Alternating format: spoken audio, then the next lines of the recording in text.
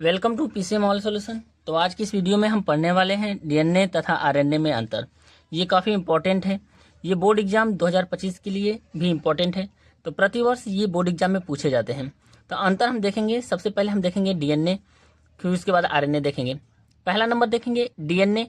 इसको बोलते हैं, डीएनए का फुल फॉर्म होता है डीऑक्सी राइबो न्यूक्लिक अम्ल होता है, इसका फुल फॉर्म होता है पहला।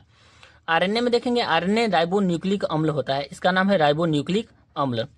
सेकेंड नंबर देखेंगे डीएनए कोशिका नाभिक में गुणसूत्रों में पाया जाता है। ये डीएनए कहाँ पाया जाता है? नाभिक, कोशिका नाभिक में गुणसूत्रों में पाया जाता है। आरएनए देखेंगे तो आरएनए मुख्यतः कोशिका द्रव्य में पाया जाता है। तो आरएनए पाया जाता है कोशिका द्रव्य में और डीएनए पाया जाता है गुणसूत्र में। तो ये दो अंतर है आरएनए और डीएनए का। अब थर्ड नंबर हम यहाँ पे देखेंगे डीएनए द्विकुंडलित होता है तथा दोनों रज्जुक विपरीत दिशा में कुंडलित होते हैं। ये अब देखेंगे सामान्यतः आरएनए एकल रज्जुक के रूप में पाया जाता है। तो यहाँ पे हम कह सकते हैं डीएनए हमारा क्या होता है? द्विकुंडलित होता है और आरएनए हमारा क्या होता है? एक रज्जुक के रूप में पाया जाता है। फोर नंबर हम यहाँ पे देखेंगे डीएनए में डीऑक्सी राइबोस शर्करा पाई जाती है।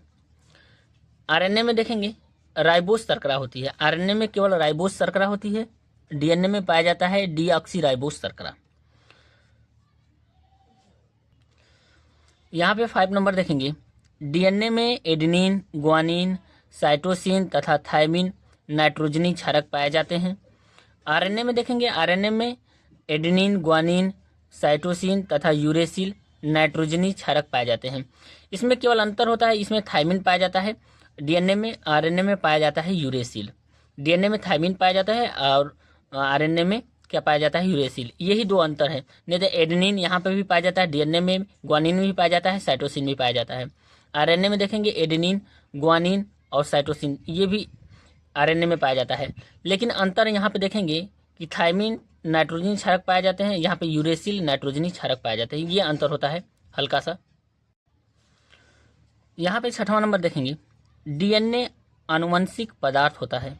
आरएनए देखेंगे आरएनए जब डीएनए के साथ पाया जाता है तब यह आनुवंशिक पदार्थ नहीं होता। आरएनए जब डीएनए के साथ पाया जाता है तब यह आनुवंशिक पदार्थ नहीं होता है, लेकिन डीएनए क्या होता है? आनुवंशिक पदार्थ होता है। अब यहाँ पे हम देखेंगे, यहाँ पे 7 नंबर डीएनए अणु बड़ा होता है, आणविक द्रव्यमान 6 से 16 लाख होता है। ये डीएनए क्या होता है? जो आणविक द्रव्यमान होता है वो 6 से 16 लाख होता है। आरएनए की बात करें तो आरएनए का अणु डीएनए की तुलना में छोटा होता है। आणविक द्रव्यमान 20,000 से 40,000 तक होता है।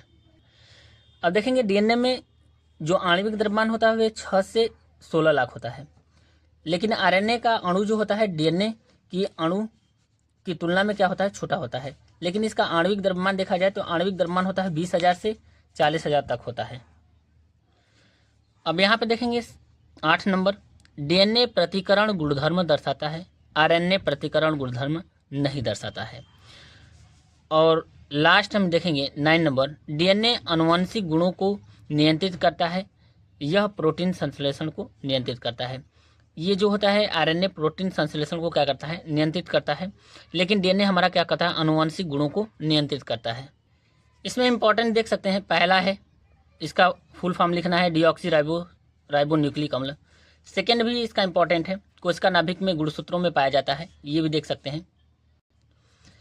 यहाँ पे देख सकते हैं 4था नंबर डीएनए में डीऑक्सी राइबोस शर्करा पाई जाती है, आरएनए में राइबोस शर्करा होती है। तो ये भी इंपॉर्टेंट है। 5वां नंबर देखेंगे डीएनए में एडेनिन, ग्वानिन, साइटोसिन तथा थायमिन नाइट्रोजनी क्षारक पाए जाते हैं। आरएनए में एडेनिन, ग्वानिन, साइटोसिन, यूरेसिल नाइट्रोजनी क्षारक पाए जाते हैं। इसमें देखेंगे 7वां नंबर डीएनए अणु बड़ा होता है, आणविक द्रव्यमान 6 से 16 लाख होता है। ये भी इंपॉर्टेंट है। तो वीडियो पसंद आए तो वीडियो को लाइक करें और चैनल को जरूर सब्सक्राइब करें। Thank you.